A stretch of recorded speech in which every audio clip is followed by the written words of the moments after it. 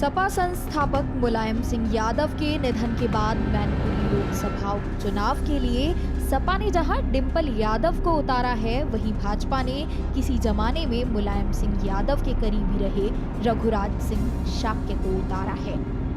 मतलब साफ है कि भाजपा ने डिंपल यादव की राहें मुश्किल कर दी हैं। इसका अंदाजा सपा को भी है। यही वजह है कि पूरा यादव परिवार इस चुनावी लड़ाई को एकजुट होकर लड़ना चाहता है। साथ ही मुलायम सिंह यादव के निधन के बाद सहानुभूति का लाभ भी उठाना चाहता है। ये चुनाव नेताजी को श्रद्धांजलि का चुनाव है और इसमें निर्वाचन मंडल में मैनपुरी के लोग हैं जिन्होंने हमेशा नेताजी का सम्मान बढ़ाया है और फिर बढ़ाएंगे। बाकी तो वो कोई क्या कर रहा है क्या नहीं कर रहा है, इन बातों की चिंता न समाजवादियों ने पहले कभी की थी ना आज चिंता है। काम तो बांट के ही करना पड़ता है, एक साथ काम नहीं होंगे, नहीं तो कोई इलाका ऐसा होगा जहाँ कोई भी नहीं पहुँचेगा। तो पार्टी में जब काम होता है चुनाव में तो ये तो स्वाभाविक है, क्षेत्र बांट के जिम्मेदारी बांट के ही काम हो पाता है। चाचा शिवपाल जी ने मजबूत अपील की है कि बहू डिंपल जी को जिताएं सर। जी बिल्कुल बिल्कुल, मैंने तो पहले भी कहा था कि पूरा परिवार एक है, चाचा जी का पूरा आशीर्वाद रहेगा। मैंने पहले भी कहा था आप लोगों से, आप ही लोग उन चीज़ों को लेके जाने कहाँ तक ले जाना चाहते थे, लेकिन चाचा जी का भी कल बयान आ चुका है, उनकी भी अपील आ चुकी है। तो अब कोई किसी तरह का मैं नहीं समझता कोई शंका किसी को रहनी चाहिए। सपा को ये अंदाजा अच्छी तरह से है कि भाजपा की तरफ से चुनावी मैदान में रघुराज सिंह शाक्य के उतरने से जीत का परचम फैलाना इतना आसान नहीं होगा।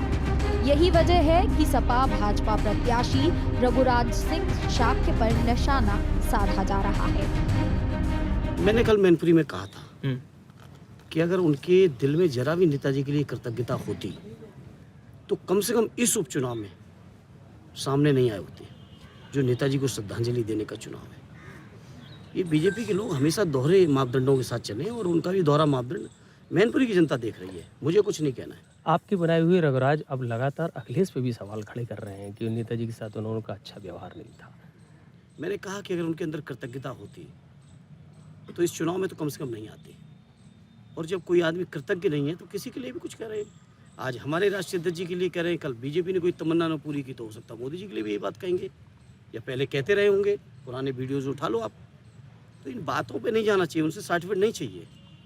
वो अपनी बताएं कि उनके अंदर अगर नेताजी के प्रति इतनी ही कृतज्ञता थी तो इस उपचुनाव में जो चुनाव स्वाभाविक है, नेताजी को श्रद्धांजलि देने का चुनाव है, नेताजी की असामयिक मृत्यु के बाद चुनाव हो रहा है, इस चुनाव में मैं नहीं समझता आने की जरूरत है।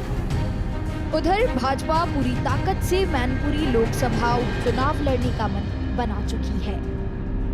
भाजपा की पूरी कोशिश है कि सपा को उसी के गढ़ में शिकस्त दी जाए। इसके लिए भाजपा ने बाकायदा पूरी रणनीति बनाई है और अपने स्टार प्रचारकों की एक पूरी फौज डिंपल यादव के साथ साथ अखिलेश यादव और उनके परिवार को घेरने के लिए खड़ी कर दी है।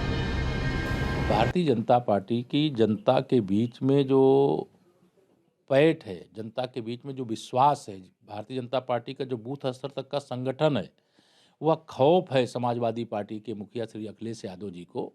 और चाहे वो कोई भी साथ में आ जाए, लेकिन मैनपुरी लोकसभा में कमल का फूल खिलेगा।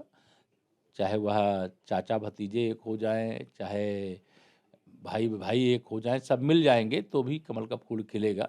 यद्यपि यह आप सब स्वयं जानते हैं कि जब आजमगढ़ और रामपुर लोकसभा चुनाव हो रहा था, गोला विधानसभा का उपचुनाव हो रहा था, श्री अखिलेश यादव जी एक दिन के लिए प्रचार करने भी नहीं गए थे। लेकिन आज उनको मैनपुरी में गली गली घूमना पड़ रहा है। तो भाजपा की ताकत कितनी है जनता के बीच में, इसका यह संकेत है, संदेश है और यह बताता है कि भाजपा का कमल वहाँ खिलने जा रहा है। और भाजपा कमल खिलेगा तो मैनपुरी का विकास होगा, गुंडागर्दी समाप्त होगी और एक नए युग की शुरुआत होगी। सपा और भाजपा की तरफ से मैनपुरी लोकसभा उपचुनाव में जिस तरह की पेशबंदी की जा रही है, उससे ये तो साफ है कि इस चुनाव में वार पलटवार का सिलसिला तेज होने वाला है और बहुत संभव है कि दोनों पार्टियों के बीच तल्खी भी देखने को मिले।